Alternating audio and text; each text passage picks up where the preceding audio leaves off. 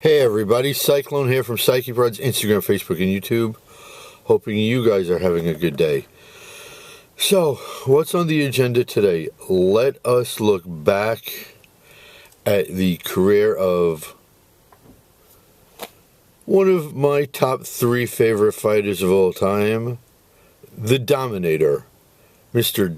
Dominick Cruz. And by the way, for those of you who don't know me, 1 and 2 are Tank Abbott and Chuck Liddell, and to round out what my Mount Rushmore would be, the 4th is GSP.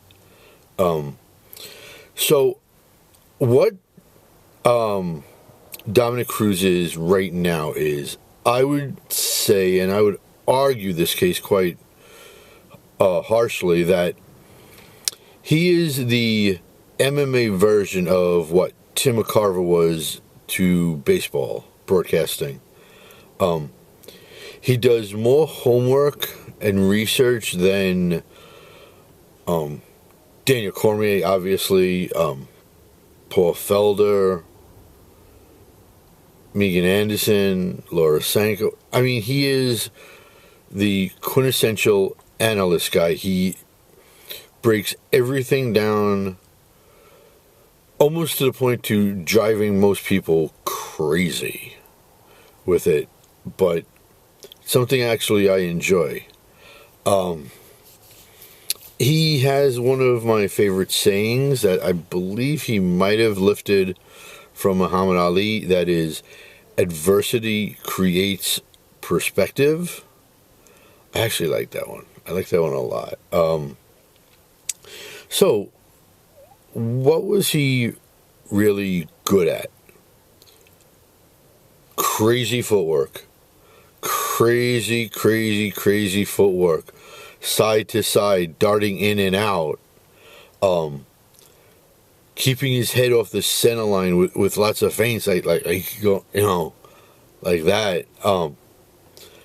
I don't remember, hell, even going back to the WEC days, if anybody really bit on any of his feints, but it certainly was used feints a hell of a lot. High percentage striking. He wasn't somebody that threw, like a flurry of strikes. His combos weren't, like 3, 4, 5 combos. It was 1, 1, 2, 1, 2. 1, 1, 2, 1, 2, like that.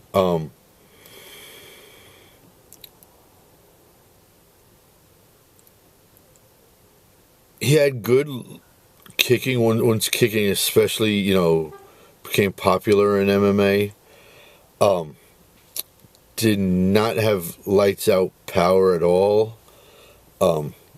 He was more of a finesse guy, I would say. But that's one of the things that made him enjoyable. Obviously, being fundamentally sound, he relied heavy on his wrestling base.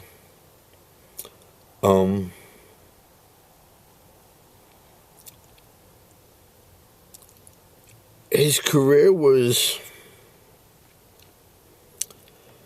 I don't know if I could say the word jinxed, but it certainly seems fitting in this case that he was jinxed to anytime. I mean, even when he was, the 3 times champion, 1 time in WEC, 2-time UFC, holding bantamweight straps, always just injured, always stuff getting put off and pushed back. I don't know if we ever really saw him at his best because of the injuries. And if you want to take a look at his rivals, his best,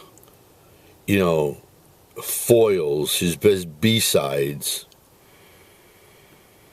he went 2-1 against Uriah Faber, who is the head of the Shark at Alpha Male.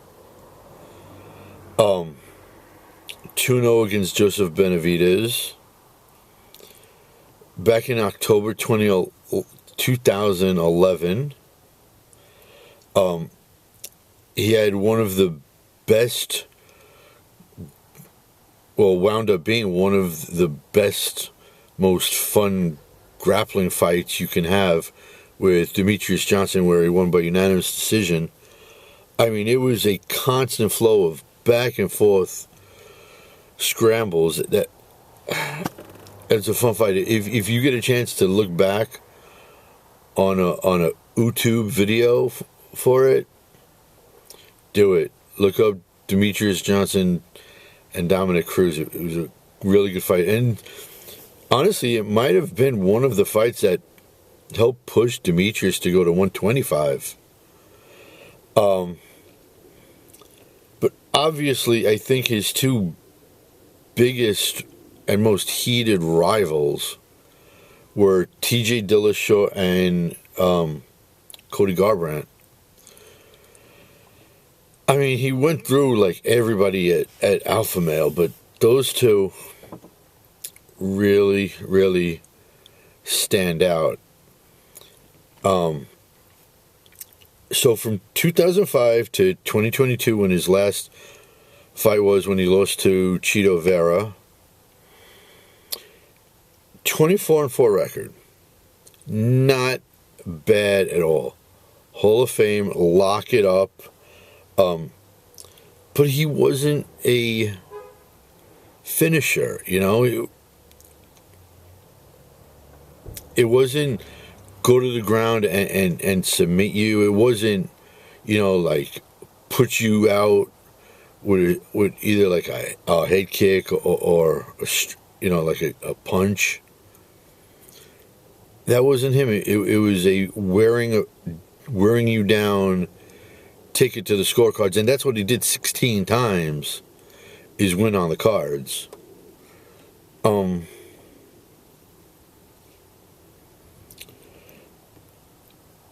I hate to see my favorites go, but this fight coming up that he was supposed to have with Rob Font at UFC Seattle, I'm happy isn't happening. I don't want to see him turn into a BJ Penn or Tony Ferguson. And I really, really, really hope to God he doesn't sign with like the GFL. You know. Now, if he wants to do like jiu-jitsu tournaments or wrestling tournaments, I don't have any issues with that once he's completely healed up. There are guys much older than him that still do those. And that's a path forward I think he could look into. Now,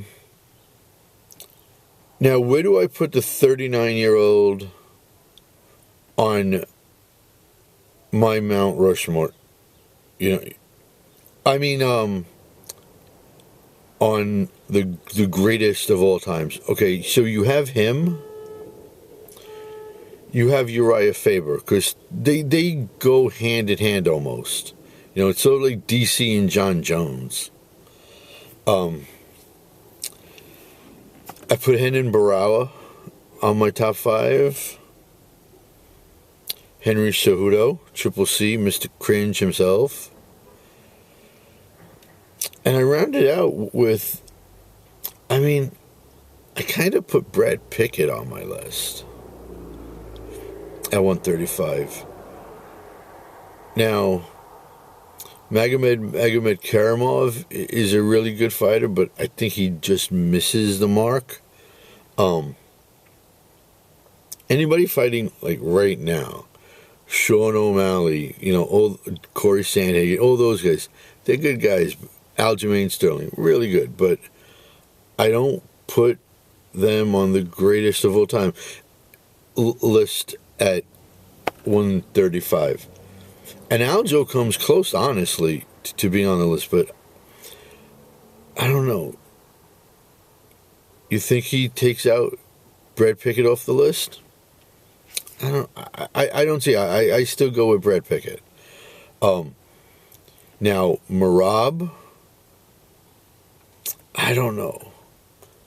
And the reason why I don't put TJ on the list is because of the EPO. And honestly, Merab is such a crazy cardio gas tank. I'm starting to wonder, and look, I don't know this obviously, I'm starting to wonder if there's some EPO in Merab's system. But I mean, he hasn't pissed hot yet, so unless he's really smart at getting away with it, but I'm almost guaranteeing that there's going to start being some possibility, because it's just so crazy, his cardio. It's like he has like the goat cardio at 135, if not like other divisions as well. It's just, his work rate is crazy. But back to Dom Cruz. I'm happy to see him officially hang him up. I am. I miss him fighting. Like I said, I don't think we really ever saw him at his true best, which is a shame. But guys, do me a favor as I wrap up. Drop a comment, drop a question. Please tell me where you think Dominick Cruz rates on the GOAT list, on your personal list. Did you like him as a fighter? Do you like him as a broadcaster? Most people think he's quite boring, like watching like paint dry on a wall. I actually like him.